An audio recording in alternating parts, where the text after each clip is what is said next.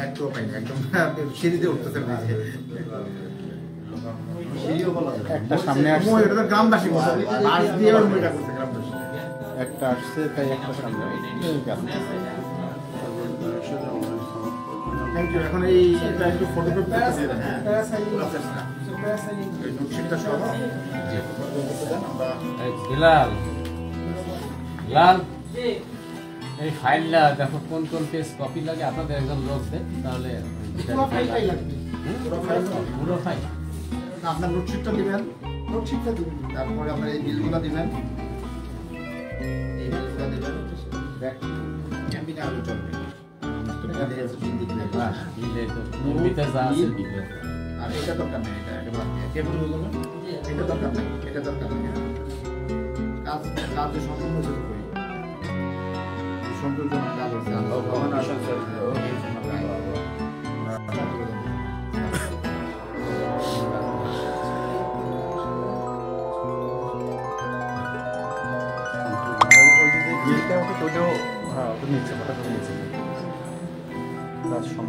জেলা পরিষদের যে অনুদানের টাকাগুলো বিভিন্ন জায়গায় গেছে, এই নিয়ে বিশাল গাফলা আছে।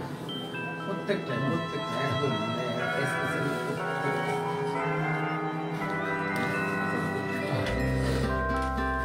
বোয়া নামে টাকা দিয়ে টাকাগুলো নেওয়া হয়েছে।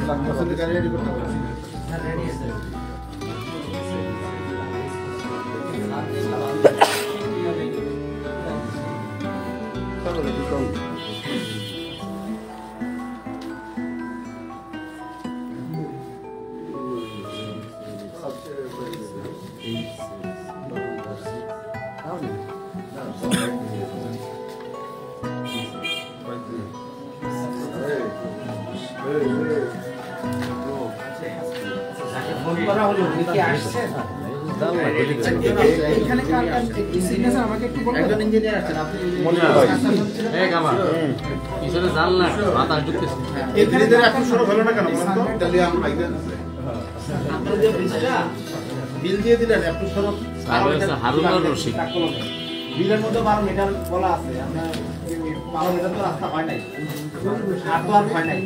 এর পরে এটিএম সাদিকুর রহমান, দ্বিতীয় নম্বর হলো এটিএম সাদিকুর রহমান উপসহকারী।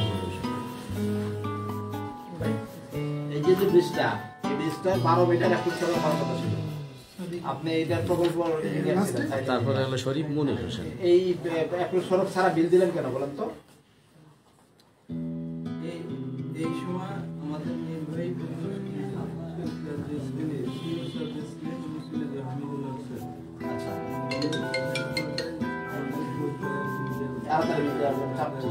তার মানে চাপ সৃষ্টি করছে, প্লাস এই যে কন্ট্রাক্টর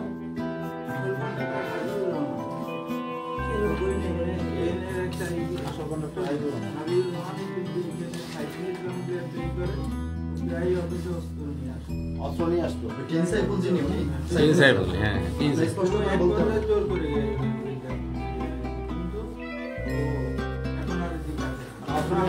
ভয়ভীতি দেখা এখন এই যে কাজ না করে যে বিল নিয়ে গেল, এখানে তো জনগণ কষ্ট আছে। বিশেষ করে একজন লোকের পা কাটা গেছে, সেই যে পা কাটা গেল ওই লোকটার তো পা ফেরত পাবে না। এর জন্য তো আপনারাও দায়ী। কাজটা না হওয়ার কারণে তো পাটা কাটা গেছে, ক্লেম তো পাবেন আপনারা। আপনারা যে প্রজেক্টটা সাথে ছিলেন এতক্ষণ কেউ জানতো না। আমরা আশা করুন এখন বের করলাম যে আপনি প্রজেক্টটা নিচ্ছিলেন। এখন না জনগণ বুঝতে পারবো যে আপনার কারণে এই লোকটা পা চলে গেছে। এখন তো আপনার রাস্তাঘাটে মানুষটাকে ধরে মাইট দিবে যে আমাদের এই কর্মকর্তার মানে অদক্ষতার কারণে আর যুগ সদস্যের কারণে এই ব্রিজটা সম্পূর্ণ হয় নাই, এই জন্য লোকটা পা কাটা গেছে। এখন রাস্তাগুলো আপনার মানুষ এখন কিছু চিনতো না, এখন চিনবে।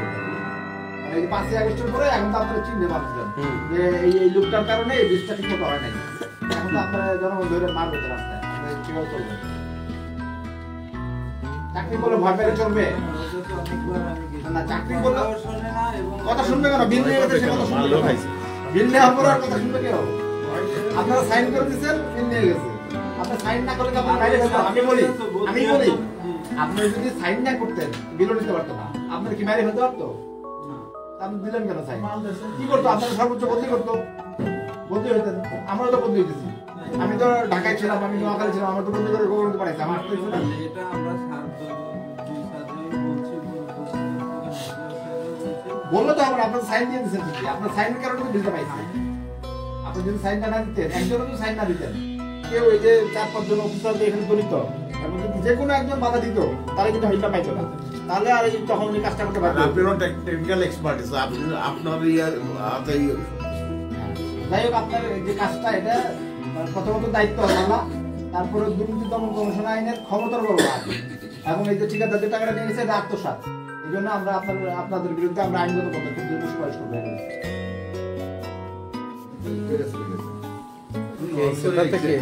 তাহলে এই ফটোকপিতে পাঠাবো। আরে ওনার বক্তব্য আলাদা নিতে হবে। ওনার বক্তব্য আচ্ছা, আমি একটু বের হয়ে যাবো, আমরা যে ডিসিশন আপনার একটু বক্তব্য